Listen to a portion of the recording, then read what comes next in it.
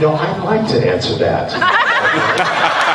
Because, you see, I don't necessarily believe that that it's real. Okay? I know you'd all like to think so.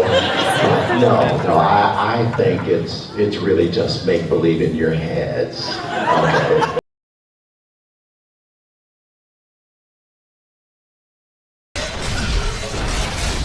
Are shields even up? Sailing deck 7 to 13, we have confirmed Shields casualties. 11% and dropping, 10%. Shields at 9, we're dropping. All remaining power to forward shields. Prepare shuttles for evacuation. Report. Shields are down, long-range sensors are offline. Main power is holding. Mr. Worf, quantum torpedoes. Ready, sir. Fire.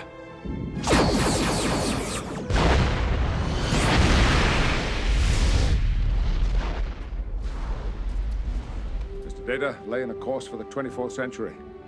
I suspect our future is there waiting for us. Course laid in, sir. Make it so.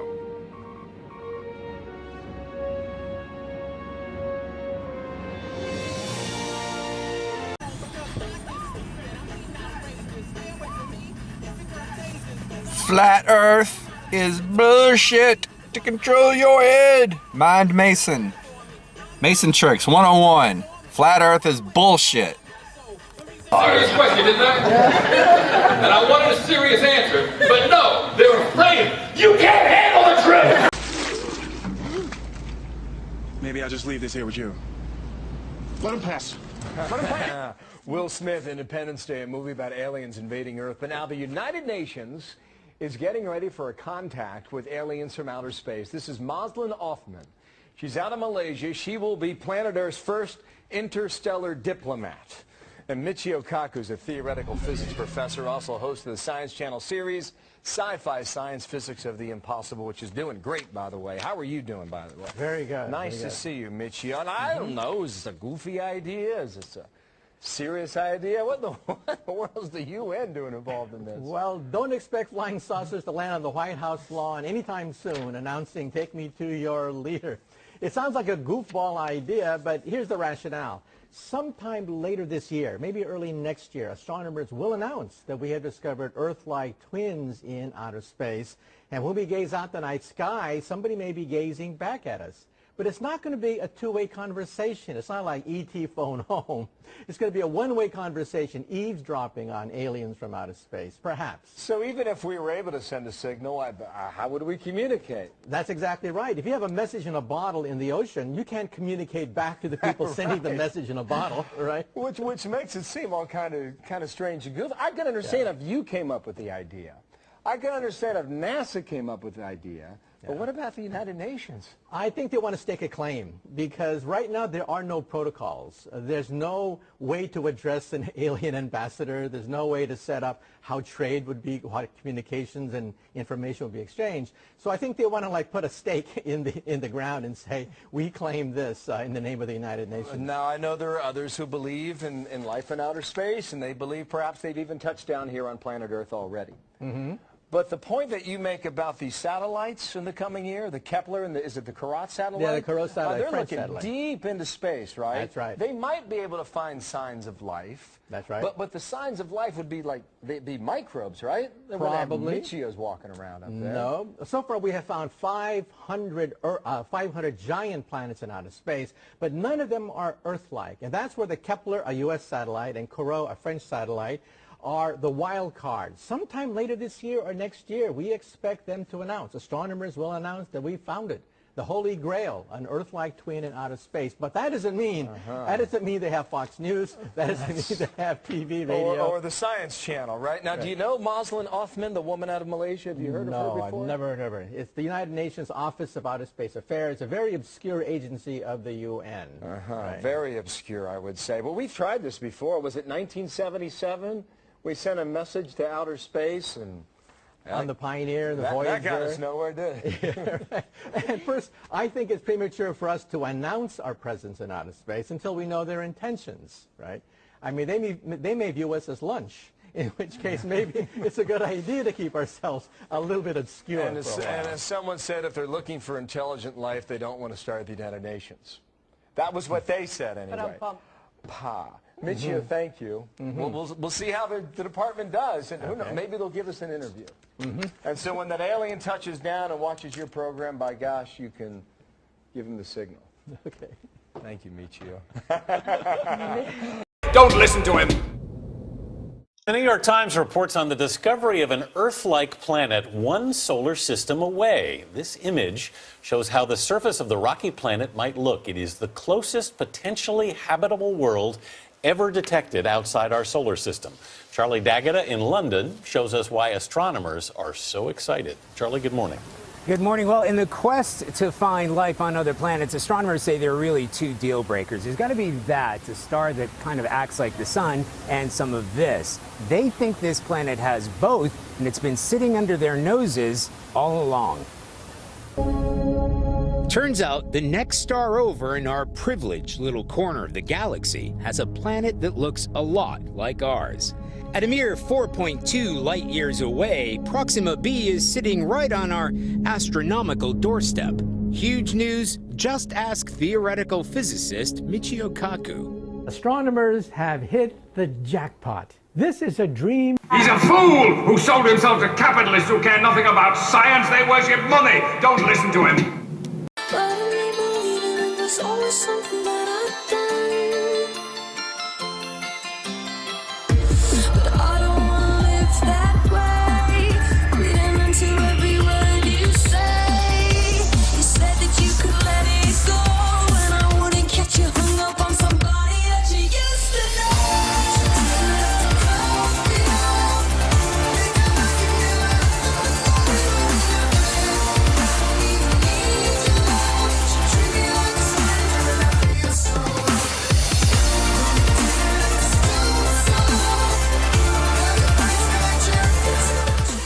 You want to bring the girls out again? No? I know, they're gorgeous. Well, welcome to the 50th anniversary. 50th anniversary. How the heck did that happen? I don't know. It's time warp. I've been discussing time and warping time and time-space with some famous scientists. I'm doing something up in Canada which may sell, they may sell that show called The Truth Is in Our Stars. And I've talked to Michio Kaku and David Suzuki, and I'm going in a couple of weeks to talk to Dr. Stephen Hawking. And I tried to get through his book, A Brief History of Time. It's not brief. And it doesn't have much to do with history. And everybody I've met who is acquainted with the subject, I'm continually asking, look, I hear space-time all the time. No, space-time, it's space-time. That without space, without time, it's time in the space is the time. Hard to comprehend what it is. Well, I don't comprehend what it is, so I ask these very important people who are working in the field, what is space-time? And they say, well, the gravitational force takes the photon of light and it bends the photon of the light, so without space, without time, you cut the time that cuts. I said, well, wait a minute. If in 13, and I said this to Dr. Kaku, in 13.5 years, he says, no, 13.8 billion years. He corrected me by 0.3 billion years. If that photon, I said to him, if that photon of light at that farthest galaxy takes 13.8 billion years to reach my eye, isn't that time? And he said, yes, but the space-time and the time and the space, and the space and the time. And I couldn't understand, my opening sentence to everybody, including it will be to Dr. Hawking, what is space-time? And I can't, and I know 17 people just raised their hands. I'll tell you about space-time. But it's a concept that I just can't get through my head. Well, you can understand time, the passage of time, Are you going to explain to me what space-time is? Yes. And you can understand the idea that there's space, there's a distance between you and these 6,000 people. Wow. You said that with a measure of pride, too. Yeah. Creation, 6,000 people are in the audience. But it takes a certain amount of time for you to pass from here all the way over to the other side of the auditorium. Right, that's space. That is time going, that is time going through space. You see, that's not what they mean at all. That shows me that you have no idea. I mean, so the guy said, one of the gentlemen said, well, there are 3 dimensions, space, length, width, right? And then you have the concept of time. That's the so fourth something dimension. happens within that space, you got time. That's the 4th dimension. Yeah. And I said, well, I get that. Something happens within a cube, and you have time, and then you have length and breadth and width. And I get the, what's the 5th dimension, I said. That's a fantastic band. A fantastic band. That was my first thing. So I said, just give me another, because he said there's 11, then he said there's 17, and then I heard lately there's 26 other spaces. Dimensions, multiverses. No, wait a minute. So I said, well, just give me one other dimension. I don't care about 16 or 17 or 26. What is the 5th dimension? What is it? Give me another dimension. And the answer is, we can't conceive of that. You know, right. So that doesn't mean it doesn't exist. Well, it doesn't mean it does exist. You know, so I mean, so I said to Dr. Kaku, he said, it's in the, because he's working on string theory. You know about string theory. Yeah, and I find that incredibly confusing too. But we're not talking about the stuff you wrap a package about, Adam. It's vibration of some kind in a string. Okay? So I said, he said, it's like music. I said, well, I understand an orchestra with vibrating instruments. I got that. What do you play? What's your instrument? What do you do? When you get up in the morning, doctor, what do you do? And he says, it's all in my head. I think. I said, well, how do you prove what you're thinking exists? Because it's all theory. He said, well, I've got this very elegant numbers, equation, yeah. Very E/B divided to 7 to 4. It's all in his head. How do you prove a black hole? How do you know those gravitational waves proved the collision of 2 black holes? Somehow, eventually, they are able to observe phenomena. No, they can't observe. It's too far away. It's too theoretical. How do we know what they're saying is true? You know what it really is? It's all science fiction. So does that make you a skeptic? No, well, science fiction says, this is a story that I'm making up. And there's this thing called wormholes. And that's a science fiction concept. Although these scientists say there are wormholes. How do you know?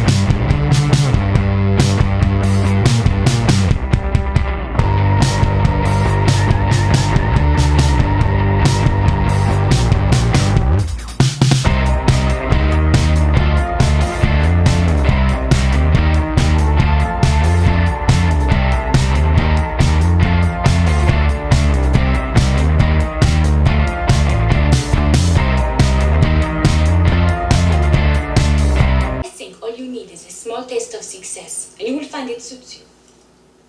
Let's just go out and shop and grease a big nickel. We have reached a landmark settlement with the nation's largest banks. They take our property away, just like Thomas Jefferson said they would. Those sons of bitches! It's the greatest theft in human history.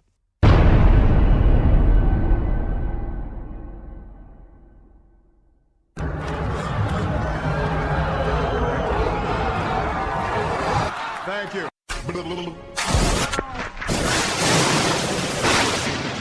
That the century of central banking was also the century of total war. Bring our troops home.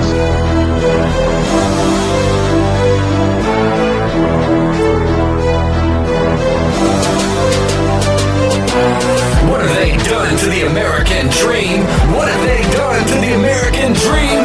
What have they done to the American dream? What have they done to my American dream? What have they done to the American dream? What have they done to my American dream?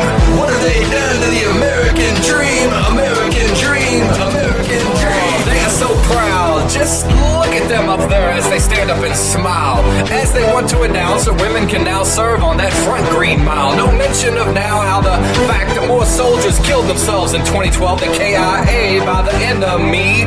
What's going on here? Bin Laden dead, Hussein dead, even motherfucking Gaddafi. Only 2 of those got videos that spread. Now it seems second inauguration, one limps but neither one seems right in the head. But don't worry, everything's fine.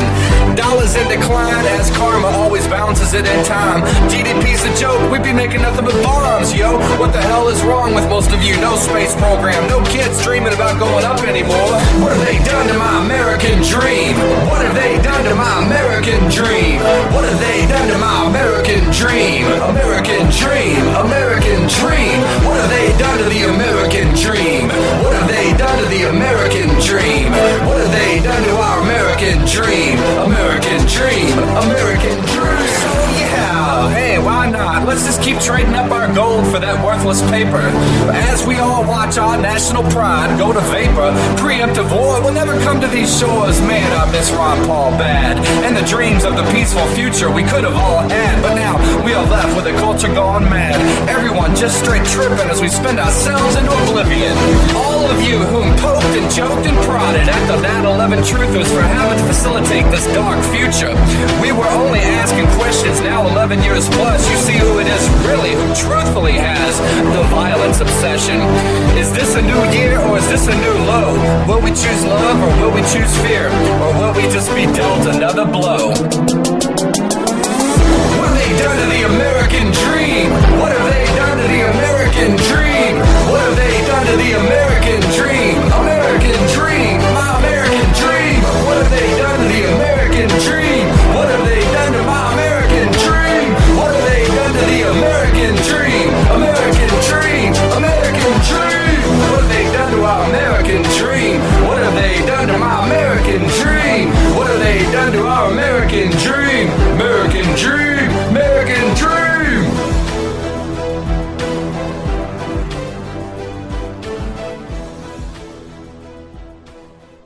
I will force spiders and badgers on the enemy and get them all to shut up. I don't have any more money!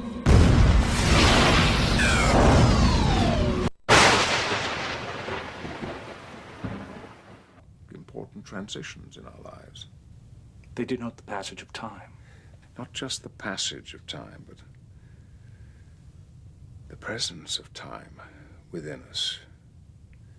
They make us think of our mortality. These occasions encourage us to think about what's behind us and what lies ahead. Year 2020, 2030 will, of course, affect the food chain and affect lifestyles on the planet. Yeah.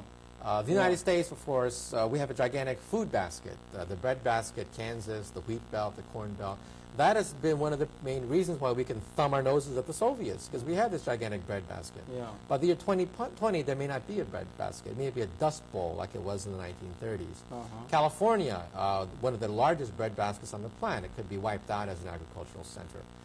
Cities like New York City could be under 10 feet of water. Yeah. You realize the studio that we're in right now could be under 4 feet of water is the projection for New York City. Well, not us because we're on the fourth. We're on the fourth floor. However, the bottom Yeah, floor yeah. may have 4 feet more of water. Yeah, New York yeah. City being right at No, sea I understand. level. Yeah, And, I understand. New Orleans is actually, parts of New Orleans is below sea level. You're talking about coastal cities being flooded like San Francisco if the polar ice caps begin to melt. Long have we watched the scourge of humanity spreading through space, daring to encroach upon our birthright. At last, the time has come to wipe them from the galaxy. Take your battle stations. On screen. We won't go back. You don't know what it's like in our universe. The Federation's gone. The Borg is everywhere. We're one of the last ships left, please. You've got to help us. I'm sorry, there's no choice. If this works, everything will return to... No, we won't go back! I am continuing, and I am increasing the search for every possible path to peace. Maintain our strength in order to deter and defend against aggression, to preserve freedom and peace. No one, friend or foe, should doubt our desire for peace. The United States wants peace. We seek peace. We strive for peace. I pledged in my campaign for the presidency to end the war in a way that we could win the peace. I still think we have to take the voice on that. I think for that brown people, we have to go there no, I got to listen to your mom. That's right. That, I think, was just too much. You never hear mom, no problem.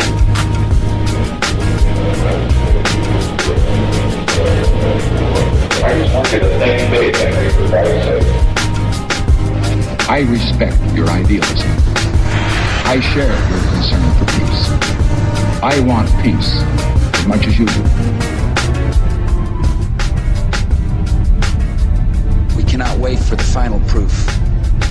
The smoking gun. It could come in the form of a mushroom cloud.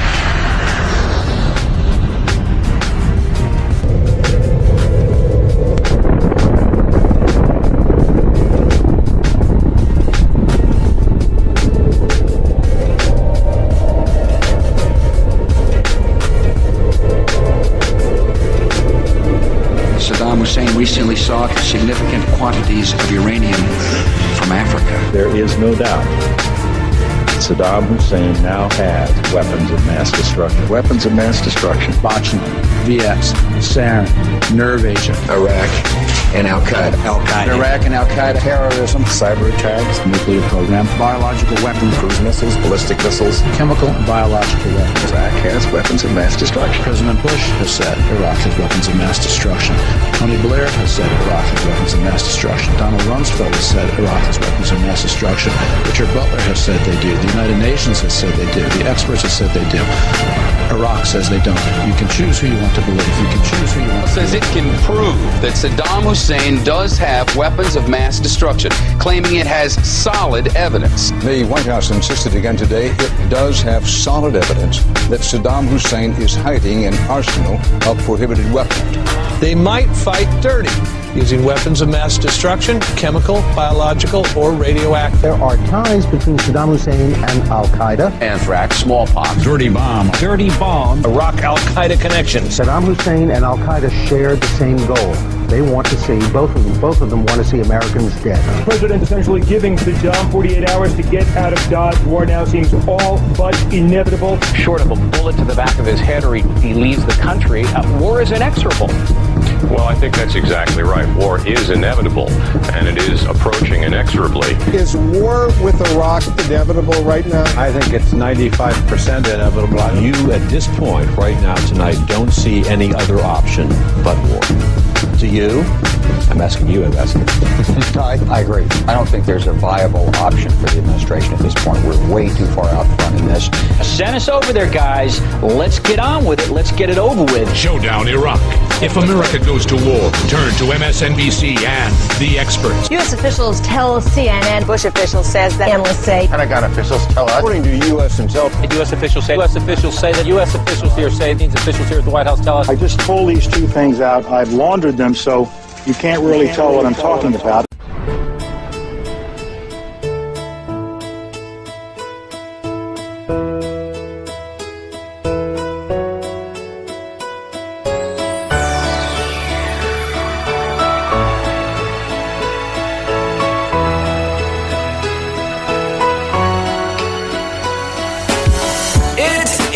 Choice between love or fear. Some will just dig a hole in the ground and wait for the bombs to come. Stay lost, not found. I take a different approach. Stay on point with the most. A good MC is an even better host. For choice is simple, fear or love. Roll one up with the hippies or bust a cap with the thugs. Guess I'll be rolling up one with my homies, singing War No More, knocking on heaven's door. Forever never lonely, already won this game battle. You better check the score. We are blessed with a choice in this life. Free will to all, so don't get caught up in the trite. Tell warmongers to go fly a kite. The choice is yours, wrong or right. It is a choice between love or fear. It is a choice between love or fear.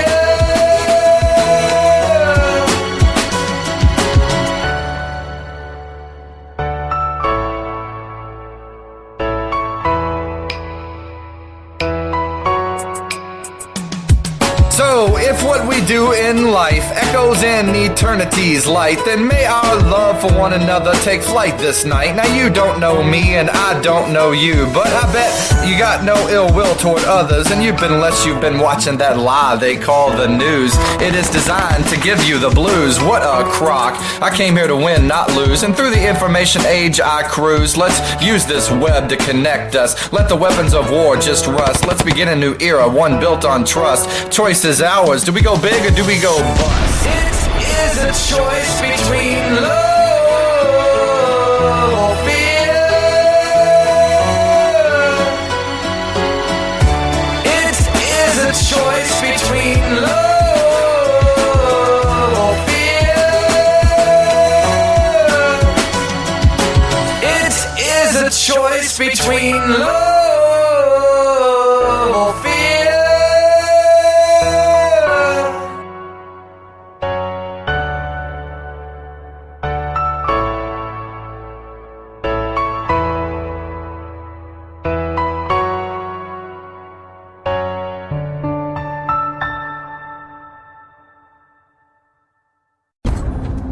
What is your name? I'm Ron Paul. I'm a congressman from Texas, serving in my 10th term. I am the champion of the Constitution.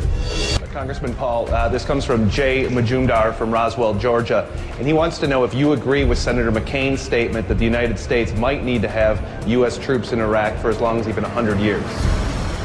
I don't even think they should have gone.